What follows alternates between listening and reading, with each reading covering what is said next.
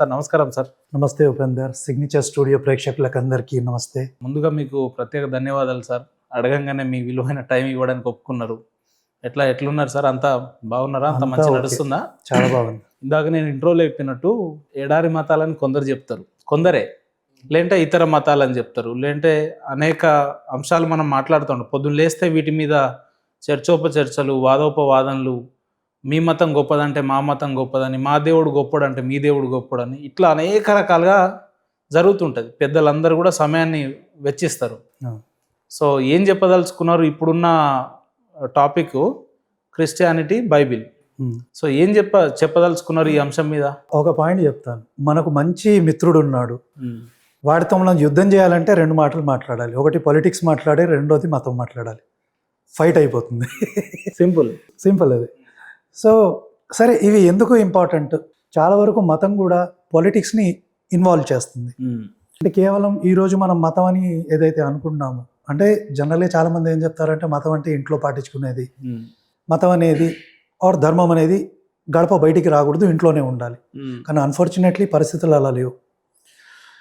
మనం అంటే ఈరోజు ఇప్పుడు మీరు ఆల్రెడీ ఒకటి చెప్పారు కదా, అంటే ఎడారి మతాలు. ఆ టెర్మినాలజీ మన గ్రంథాలలో ఉంది. ఎడారి మతాలు అనే టెర్మినాలజీ ఉంది, నేను అది కూడా మీకు చెప్తాను. సో ఇవన్నీ ఏంటంటే ఆక్రమణ చేయాలి అనే ఉద్దేశంతో వచ్చినవి. మీరు ఇన్ఫ్యాక్ట్ మీరు చూడండి, క్రిస్టియానిటీ ఎలా డెవలప్ అయిందంటే అది ఒక కల్ట్ లాగా డెవలప్ అయింది. కల్ట్ అంటే ఏం లేదండి, కొందరు ప్రజల సమూహం, they have one common belief. అంటే మల్టిపుల్ బిలీఫ్స్ కాదు, వన్ కామన్ బిలీఫ్. ఇది దారి, ఈ దారిను అటు అడిగేసిన ఇటు అడిగేసిన ఆప్షన్స్ లేవు, ఇంకా అంతే, అంతమన్నట్టు. So that is how a cult works. So Christianity కూడా అలాగే మొదలైంది. ఆ ప్రాంతంలో ఆ టైంలో ఎప్పుడైతే క్రిస్టియానిటీ మొదలైందో ఆ టైంలో ఆ యూదా ప్రాంతంలో లేకుంటే ఆ మెడిటేరియన్ ప్రాంతంలో అనేక రకాల కల్ట్లు ఉండేవి. వాళ్ళు విభేదించుకునేవాళ్ళు కూడా, రకరకాల దేవతలు ఉండేవాళ్ళు. అయితే రోమన్ రాజు ఎవరైతే కాన్స్టంటైన్ ఉన్నాడో ఆయన ఏం చేశాడంటే, వాళ్ళకు సొంత మతాలు ఉన్నాయి, రోమన్లకు సొంత మతాలు ఉన్నాయి. మిత్రాస్ అనే దేవుడు, రకరకాల దేవుళ్ళు. మనం కంపేర్ చేస్తే ఆ దేవుళ్ళు కూడా మన సనాతన ధర్మంలో చెప్పబడిన దేవులే. ఎందుకంటే మిత్రాస్ పేరు మనకు వేదంలో కనిపిస్తుంది, మిత్ర, వరుణ. సో వాళ్ళు కూడా పూజించేది సూర్యుడినే, ఈవెన్ సూర్య నమస్కారాలు చేసేవాళ్ళు రోమన్ రాజులు. సో అలా నడుస్తుంటే ఒక స్టేజ్లో ఏమైందంటే వాళ్ళ రాజ్యం అనేది వీక్ అయింది. రాజ్యం వీక్ అవ్వడం వల్ల, ఇప్పుడు రాజ్యం వీక్ అయితే ఏం చేస్తారు, కొందరు కల్ట్ల సపోర్ట్ తీసుకుంటారు, కొందరు గ్రూప్ల సపోర్ట్ తీసుకుంటారు. దాన్ని కంపేర్ చేద్దాం. ఈ రోజులలో కొన్ని పొలిటికల్ పార్టీలు కేవలం వీఆర్ ముస్లిం పార్టీ అంటున్నాయి. ఎందుకు? వాళ్ళు గెలవాలంటే వాళ్ళకు సపోర్ట్ కావాలి. లాంటి పార్టీలు సేమ్ అదే రోమన్ ప్రాంతంలో జరిగిందనమాట. ఈ కల్ట్లన్నీ, ఎందుకంటే వాళ్ళ సపోర్ట్ తీసుకుంటే వీళ్ళ రాజ్యం నిలబడుతుంది.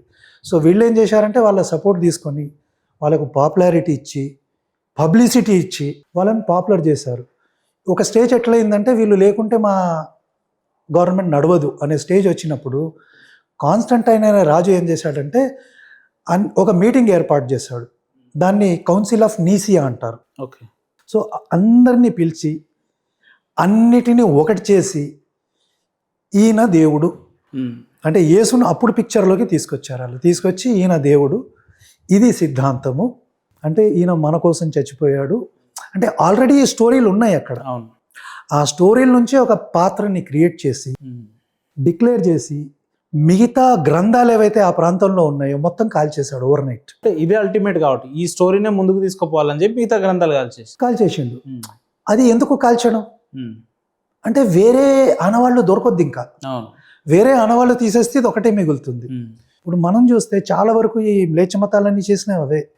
క్రిస్టియానిటీ ఏ దేశం మీదకి పోయిందో అన్ని గ్రంథాలని కాల్చేయడం, ఎదిరించోని చంపేయడం, ఆనవాళ్ళు తుడిచేయడం, మొత్తం తుడిచేయడం.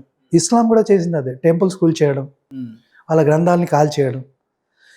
దిస్ ఈస్ హౌ ఎడారి మతాలు వర్క్ అన్నమాట. సో ఈ రాజ్యము ప్లస్ మతము ఈ రెండు సైమంటైనియస్గా వెళ్తాయి. సో నేను ఎప్పుడైతే రీసెర్చ్ చేశానో, ఏదో దేవుడు ఏంటో అని నేను రీసెర్చ్ చేసిన తర్వాత అల్టిమేట్లీ నాకు కొద్ది రోజుల తర్వాత అర్థమైంది ఏంటంటే ఈ రెండు ప్యారలల్గా పోతాయి.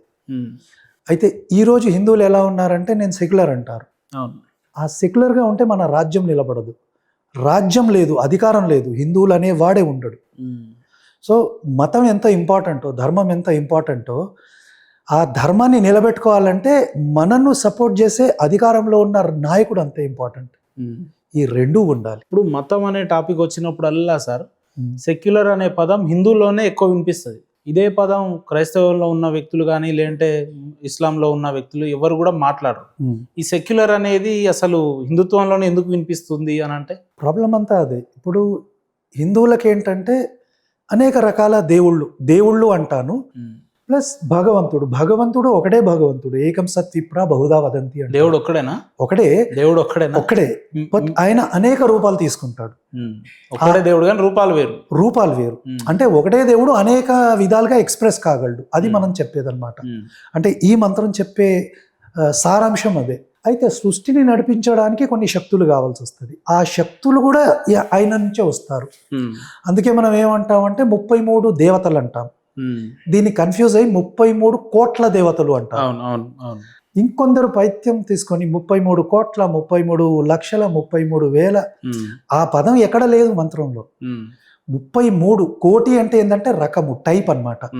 సో 33 రకాలంటే అష్టవసువులు. నిజమా సార్? 33 కోట్ల దేవతలు అనేది నిజమా? లేదా, అలాంటి టర్మాలజీ లేదు. సో 12 మంది ఆదిత్యులు, 11 మంది రుద్రులు, 8 వసువులు, వీళ్ళంతా కలిస్తే 31 అయింది. తర్వాత ఇంద్రుడు, ప్రజాపతి ఆర్ అశ్విని దేవత చేసి 33 అయితే ఈ 33 ఎవరు అంటే సృష్టి ఎప్పుడైతే జరిగిందో ఆ టైం నుంచి ఉన్న ఫోర్సెస్ ఆఫ్ నేచర్ అన్నమాట. అంటే మనం సూర్యుడు అనుకుంటాం, ఆ సూర్యుడి నుంచి వచ్చే అనేక తత్వాలు ఉంటాయి. ఫర్ ఎగ్జాంపుల్ ఇప్పుడు మనకు అన్నం కావాలి, అన్నం తినాలి అంటే బియ్యము, రైస్ ఇవన్నీ పెరగాలిగా. అవన్నీ పెరగాలంటే పూష అనే ఓ తత్వం ఉంటుంది. అంటే సూర్యుడిలోంచి ఏదైతే పవర్ ఉంటుందో దానివల్ల చెట్లు పెరుగుతాయి, అన్నము, బియ్యము ఇవన్నీ పెరుగుతాయి. సో మనల్ని పోషిస్తాడు కాబట్టి పూష, అదొక ఏమంటావు ఫోర్సెస్ ఆఫ్ నేచర్ అన్నమాట. సో ఈ 33 ఉన్నాయి. ఇవి ఎందుకు అంటే సృష్టిని నడిపించడానికి. బట్ అల్టిమేట్లీ పరమాత్మ ఒక్కడే. ఇప్పుడు ఎట్లుందంటే నేనున్నాను, నా బాడీ ఉంది, 2 చేతులు 2 కాళ్ళు, ఇవన్నీ ఎందుకు ఉండాలంటే కొన్ని పనులు చేయాలి కదా, కళ్ళు చూడడానికి, చెవులు వినడానికి. అట్లా పరమాత్మ ఒక్కడే. పోతే ఈ శక్తులన్నిటినీ, దేవతలందరినీ ఆ పరమాత్మలో బాడీ పార్ట్స్గా డిస్క్రైబ్ చేస్తారనమాట. అందుకే దేవతలను ఏమంటారంటే ఆ పరమాత్ముడికి అంగాలు అంటారు. అంగాలు అంటే బాడీ పార్ట్స్, అక్కడ బూతు పెట్టాల్సిన అవసరం లేదు, అంగాలు. ఫర్ ఎగ్జాంపుల్ ఇంద్రుడు అన్నప్పుడు ఇంద్రుడు ఎవరంటే మనస్సుకు సంకేతం అన్నమాట. మనస్సు ఇంద్రుడు. అట్లాగే అగ్ని. ఇప్పుడు ఈవెన్ మన బాడీలో కూడా ఎన్నో ఎంజైమాటిక్ రియాక్షన్స్ జరుగుతాయి, హార్మోన్స్ అట్లా అని చెప్పి చెప్తారు. అది అగ్నితత్వం. అట్లా మళ్ళీ మన బాడీలోనే నీళ్లు ఉంటాయి, ఆపా అంటారు. సో ఇవన్నీ కూడా దేవతా శక్తులే. అవి సృష్టిలోనే కాదు, మన లోపట కూడా ఉన్నాయి. అందుకే మనం చెప్పినప్పుడు ఈ 33 దేవతలు బయట కాదు, మనలో కూడా ఉన్నారు. ప్లస్ అల్టిమేట్లీ మనకు కూడా ఒక ఆత్మ ఉంది. ఆ ఆత్మ ఏంటంటే అది పరమాత్ముడి అంశం. అట్లా అంటే వరల్డ్లో, ప్రపంచంలో ఎక్కడ కూడా ఒక పరమాత్ముడి కాన్సెప్ట్ ఏదన్నా మతం ఎక్స్ప్లెయిన్ చేయగలిగిందంటే సనాతన ధర్మానికి మించి ఏది లేదు. అంటే మీకు రియాలిటీ అంటే ఈ ప్రపంచం ఏంటి, సృష్టి ఏంటి, A to Z మొత్తం ఎక్స్ప్లెయిన్ చేస్తుంది సనాతన ధర్మం. మిగతాది ఏది ఎక్స్ప్లెయిన్ చేయదు.